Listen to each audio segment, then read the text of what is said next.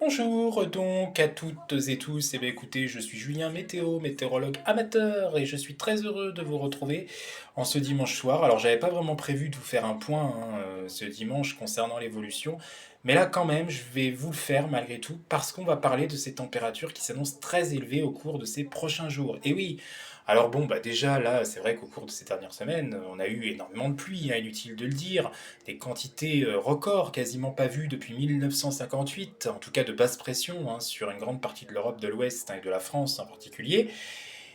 Il faisait doux, on était quand même plutôt au-dessus des moyennes ces dernières semaines, mais l'ambiance était un petit peu plus timorée, donc parfois le ressenti quand même pas le même, parce que c'était assez humide, il faut le dire. Mais là, cette semaine, on change complètement d'ambiance.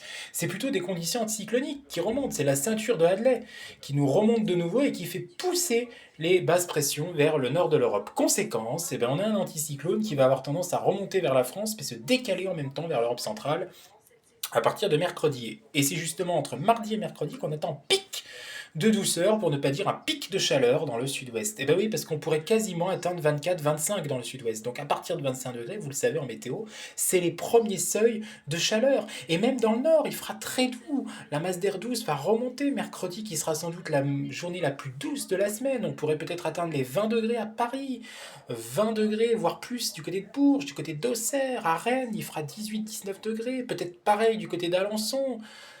Donc voilà, hein, de très hautes températures. À Paris, les premiers 20 degrés de l'année, hein, c'est ce que je vous ai dit. Donc ça sera quand même très doux pour la saison, hein. Là, on passera 8 à 10, voire 12 degrés au-dessus des moyennes de saison, hein, ce qui n'est vraiment pas anodin. Alors, va-t-on battre des records? Eh bien la réponse, elle est oui et non.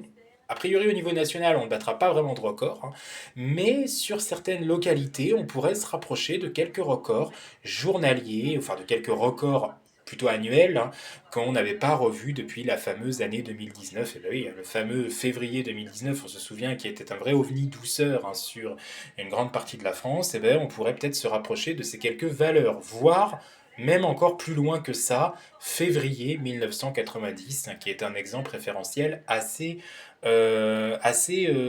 présent aussi hein, dans les annales météo. Donc voilà, on pourrait se rapprocher de ces deux années hein, au final, hein, au cours de cette semaine. Donc grande douceur. Malheureusement, ça va être. Alors ça va être très bien pour les crues, ça va être bien pour le moral aussi de retrouver du soleil, il faut le dire, mais par contre au niveau de la douceur, non, c'est pas du tout bien de retrouver de telles températures, hein. Nous sommes que fin février, la végétation va malheureusement encore exploser, elle a déjà commencé à certains endroits et de plus en plus hein, au fil des semaines, là on s'en rend compte au fil des jours, mais là ça va être encore de pire en pire, les insectes vont sortir, les pollens vont revenir, la pollution aussi hein, va commencer un petit peu peut-être à se réinstaller, donc ça va pas être une très bonne nouvelle. Alors il y a quand même une chose qu'il faut prendre en compte aussi, c'est le sable du Sahara. A priori, et c'est justement mercredi, au moment où le pic de douceur sera le plus important, qu'on pourrait avoir aussi ces concentrations de sable sableuse qui seront assez importantes sur la France. Donc, si on avait du sable du Sahara assez présent qui ternit bien l'éclat du soleil, déjà, on aurait moins de luminosité que prévu, donc forcément qui dit moins de luminosité dit une atténuation du pic de douceur. Donc on aurait peut-être 3 à 4, voire 5 degrés de moins que ce qui sera vu par les modèles. C'est-à-dire que par exemple, si on vous prévoit 20 degrés à Paris, vous aurez peut-être que 15, si je puis dire. Ça reste très doux pour cette période de l'année, mais c'est un petit peu moins vu qu'on aurait plus de sable en provenance du désert du Sahara hein, qui serait possible. Donc ça, c'est aussi une évolution quand même qui est à prendre en compte, il faut bien le dire. Alors maintenant, deux questions, du coup.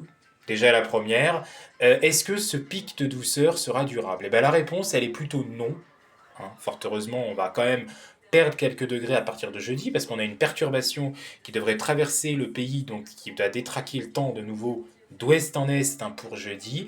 Donc les températures vont un petit peu baisser, mais malgré cette baisse, on restera quand même au-dessus des moyennes de saison. Donc a priori, hein, au moins durant les 10 à 15 jours à venir, il n'y a pas à court ni moyen terme hein, le retour du froid sur la France hein, et de conditions hivernales. Mais pourtant, est-ce qu'on peut pour autant vraiment enterrer l'hiver cette année, se dire que ça y est, on est vraiment rentré dans le printemps? Eh ben non, parce qu'on sait très bien que maintenant, et ça devient de plus en plus malheureusement, hein, parce que c'est quand même dommageable hein, pour la végétation, mais malheureusement, Du froid tardif, on peut très bien encore en avoir sur mars et avril. Mars et avril sont des mois de transition.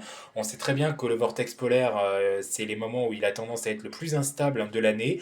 Donc il peut encore nous renvoyer de l'air froid, de l'air polaire sur les latitudes moyennes, hein, c'est-à-dire proche également de notre pays et vraiment sur la France. Donc vous voyez que pour l'instant, même si on va connaître un vrai pic de douceur pour cette semaine et vraiment un vrai sursaut du printemps, ça ne veut absolument pas dire pour autant que l'hiver, cette année, sera enterré. Ça restera à voir au cours de ces prochaines semaines et ça restera sans doute à voir d'ici la mi-avril, hein, pas avant, parce que on peut très bien avoir jusqu'à là, et je dirais même parfois jusqu'au sein de glace, des surprises encore et des évolutions froides qui peuvent très bien redescendre sur notre pays, mais qui sont souvent malheureusement dommageables, et on s'en rend de plus en plus compte, notamment depuis le fameux avril 2021, qui sont dommageables pour les cultures, parce que ça part bien trop vite et de façon bien précoce à partir de fin février pour ensuite nous redonner de l'hiver de façon tardive, soit en mars, soit en avril, ou alors soit parfois dans les 2 mois. On peut avoir une ou deux descentes encore polaires pour finir cette vraie saison là, hivernale 2026. C'est tout à fait possible encore. On ne peut pas complètement l'écarter non plus. En tout cas, ça ne sera pas le cas au cours de ces 10 et 15 jours à venir. On restera largement au-dessus des moyennes de saison, parce que finalement, bah voilà, c'est la masse d'air saharienne, la masse d'air désertique qui aura gagné la partie.